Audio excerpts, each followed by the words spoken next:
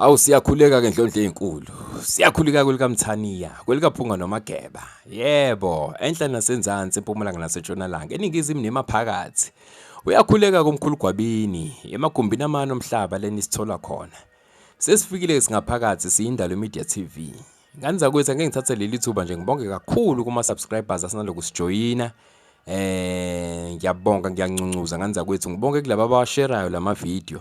Bawasherayo, bawalike, bacommente, bawaremix, bawenza ama-shorts, bawashare nabangani nezihlobo nabathandiweyo bawo. Siyabonga kakhulu nganza kwethu. Sicela siqhubeke phambili support i-channel yethu ikhulu idlondlobale. Ake sizame ukuhlanganisa u-1000 subscribers nje maduzane ngoba ngizoba nesipho esikhulu uma ke safika sa-achieve leyo milestone. Nganza kwethu ngiyathokoza kakhulu ukuthi ngibe nani namhlanje. Ilokhunjana yethu ke i-episode yethu namhlanje izokhuluma ngento enizoyijabulela nithokozele kakhulu ngoba ngizokhuluma nawe sisi, nawe bhuti, nawe mama, nawe baba ohleli njengamanje in your little cocoon. Ubone ngathi everything is falling apart. La ufika khona nje wena kuyahlibhika, ngisho ngathiwa ufike abantu kade beyidlalela istokfela kuhamba kahle, make kwangena igama lakho nje siya collapse leso stokfela. Make wafika nje abantu bezidlalela nje umholiswano omuhle, make wangena igama lakho nje phakathi, yonke leyo nto iyahliphika iwe. Mawufika abantu kade benza nje something constructive, something productive, make kwangena wena wajoyina leyo nto iyawa. Kanti kwa wena ekhaya lakho everything is falling apart nje, ingane azilaleli, azikhuzeki, azitsheleki, isemsebenzini awukwazi ngisho ukulawula istaff esiphethwe wena osupervisoryo, abakuzwa nje ama-colleagues ayaxukuza left right and center. Uzizwe ngathi unesichitho, izinto zakhe azihlangani. Le episode ke eyakho ke le episode, ikakhulukazi mangabe u-aware ukuthi umbethwe imimoya ethize, umbethwe abantu abathize abadamane befuna izinto ezithize ubagcinele zona. Eyakho ke le episode. This is umkhulu Gwabini. Ake singene straight into it ngaphandle kokuchitha isikhathi.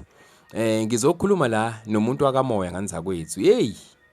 Ngizokhuluma ngokuhlupheka komuntu ombethe izinto zakamoya, ombethe izidalwa. Ngikhuluma mina ngomuntu ompilo yakhe iya fluctuate, inama peaks and valleys. Namhlanje uhlangana naye uyasebenza ukwiposition enhle kakhulu kwinkampani ethize.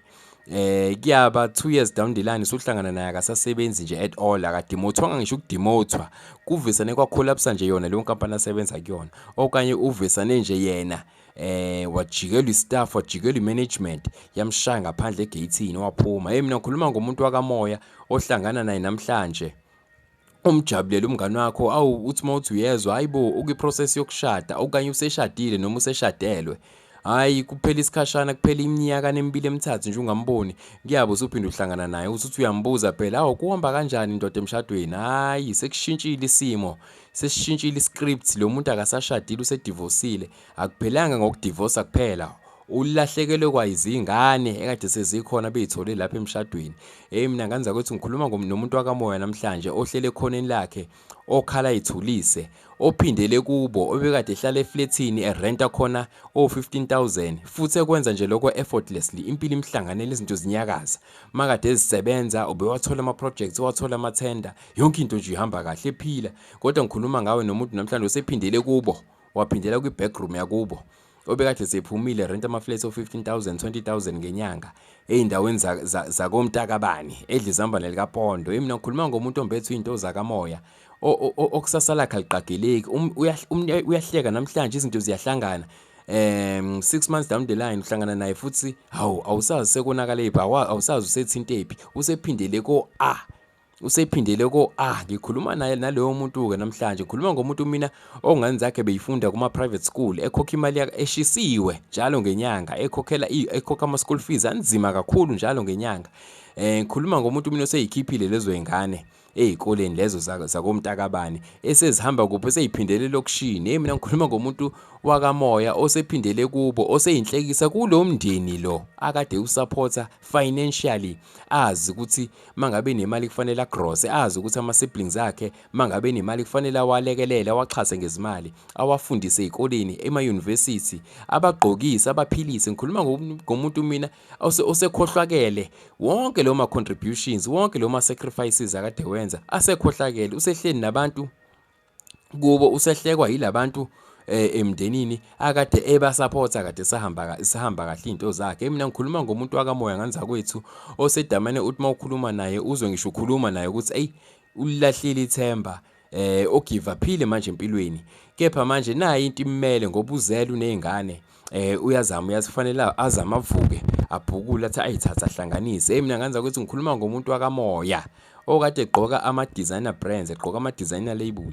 Namhlanje osethi mangabe kuvakashele kakho akubona unyatheli i-All Star ngoba nawe unyathelisa ukuthi sindala, athi yena nje no mkhulu Gwabini ngicela ungiphe mase ngihamba, ngicela ungiphe le All Star le ngihamba nayo ngiyoyigeza ngiyoyiwasha ngiyivuse mina ngiphinde ngiyigqoke, ngingene ngaye estradini ngisebenze. Mina ngikhuluma ngomuntu obenezimoto, zibalwe imoto anazo, namhlanje akanayo nisha yodwa imoto, impilo imshintshelile imjikelile. Mina ngikhuluma ngomuntu osephenduke inhlekisa emndenini, ngikhuluma ngomuntu mina osephenduka inhlekisa kuma colleagues, ngikhuluma ngomuntu mina osephenduka inhlekisa komakhelwane bakhe, ngikhuluma ngomuntu osephenduka inhlekisa mina emphakathini aphuma kuwona. Ngane zakwethu, nize nihloniphe niqaphele imimoya enembethe, nize nihloniphe niqaphele izidalwa ezinembethe, nize ningayikhohlwa ukuthi ningobani, nizalwe kanjani.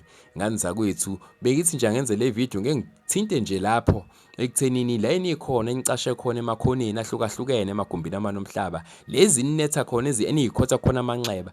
Ngithi mina kuzodlula ngane zakwethu izigulo lezo zakhona, ziyiphathi and parcel yezinto eziphathisiwe, ziyiphathi and parcel yalolu hambo esuluhambayo lakamoya, uhambo olukhulu olujulile olude olungapheli nje. Ngane zakwethu alingapheli amoya, ningapheli amandla, vukani niyithathe nibhukule, niphinde nisebenze, niphinde nibuyele esimweni ekade naziwe ukuthi nikusona, ngoba bake banipha abantu abadala izinto ezinkulu, bake banipha imisebenzi, bake banipha imoto, bake banipha ama-position ahlonishwayo emsebenzini, bake banipha ama-position amakhulu emphakathini. Basazophinda futhi, basangaphinda futhi banibuyisele lezo zinto seyiphinda phindeke kayishumi. So ngiyanikhulekela ke namhlanje kule video, bengithi nje ake ngikhulume nani ngoba njengoba siyakha le community, siyakha le audience yethu, sengiyakwazi ukuthi mangabe ngikhiphe ivideo ngibona ama views, sengiyakwazi ukudonsa uhlobo labantu cisho okuyilona oludrone towards ama videos esiwenzayo. So ngithe angiyenze le ngoba cisho